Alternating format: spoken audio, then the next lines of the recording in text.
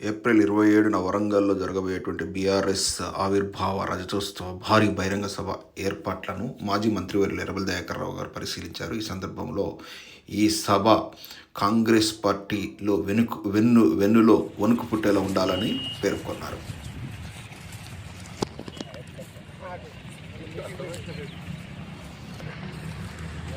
ఆ road దక్కించేందుకు black చేసి ఆ రోడ్ బ్లాక్ అవుతుంది. ఆ రోడ్ 100% బ్లాక్ అవుతుంది. పక్కన దక్షిణ జిల్లా వాళ్ళందరూ తీసుకున్నారు. కరీంనగర్, నిజామాబాద్, మెదక్, ఆదిలాబాద్ వాళ్ళని ఇడి తీసుకొస్తాం. ఇది ప్లాన్ చేయి. ఈ రోడ్డు మీద తక్కువ ఎక్కాలి. జనగం రోడ్డు ఉన్నది కదా, జనగం రోడ్డు 50,000 మందికే జనగం రోడ్డు ప్యాక్ అయింది.